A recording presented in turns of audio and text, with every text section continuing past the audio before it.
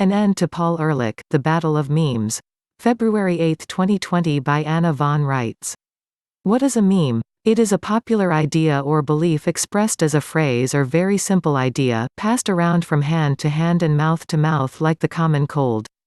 Some advertising slogans become memes, like the immortal "Where's the beef?" ad that escaped the realm of fast food burger joint competitions and made the big leagues in national politics.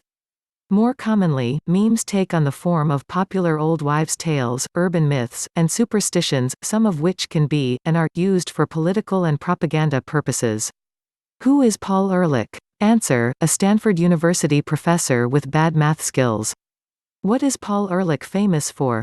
Writing a book called The Population Bomb back in the late 1960s, in which he used flawed mathematical models to prove, ahem, that we were headed for an inescapable planetary crisis due to overpopulation of the planet, and predicting that if we didn't reduce ourselves to voluntary celibacy, hair shirts, and eating wheat grass and dirt, all would be lost by the 1980s.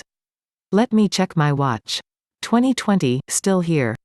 Nonetheless, these pernicious ideas and false claims remain and have not only attained the status of an urban myth, but have offered the planetary elites a ploy that they wish to parley into a brand new and ever more oppressive regulatory and taxation system, the New Green Deal, complete with carbon taxes, and presumably a little personal smart meter designed to tax you for every breath you take and every fart you dare pass.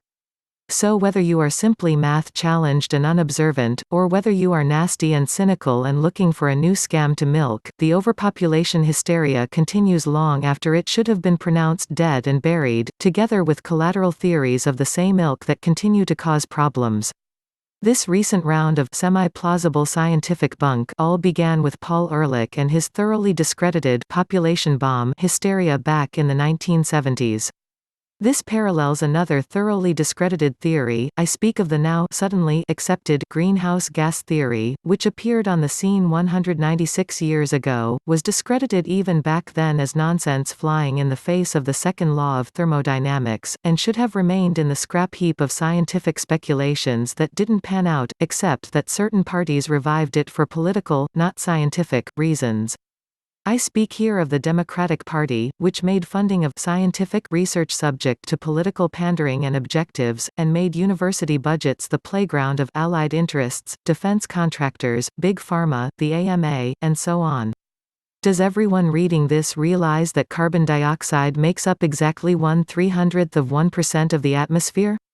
Can you repeat that fact after me, ad nauseum, so that even a preschooler can recite the opposing meme? Carbon dioxide accounts for 1/300% of the atmosphere. It can't possibly cause global warming, and human-caused increases in the amount of atmospheric carbon dioxide can't do anything, either. So all this hysteria and all these proposed carbon taxes are just more shinola that is being manipulated by certain elitists who are hoping to set up yet another long run for themselves as masters of the masses and lords of the manor, and all based on popular bunk. Population bomb, bunk. Greenhouse gas theory, bunk since 1824, no less. Carbon taxes, grossly self-interested bunk. Fact: enzymes and poisons are the only things that are effective change agents at concentrations of 1/300% per volume of anything. So unless carbon dioxide is an enzyme. Which brings me to my final point. Poisonous ideas and beliefs often cause more damage and misery far in excess of anything actual and factual in this world. Fear, prejudice, falsehoods, greed, self-interest, and outright lies cause the damage that is played out in real time, and false beliefs lead to wrong actions nearly 100% of the time. Faced with the enormity of the biologic and environmental catastrophe that the Vatican's policy of supporting chemtrail spraying programs has wrought in California, Alaska, and Australia, stumbling apologists have told me, we had no idea. We were told by reputable scientists.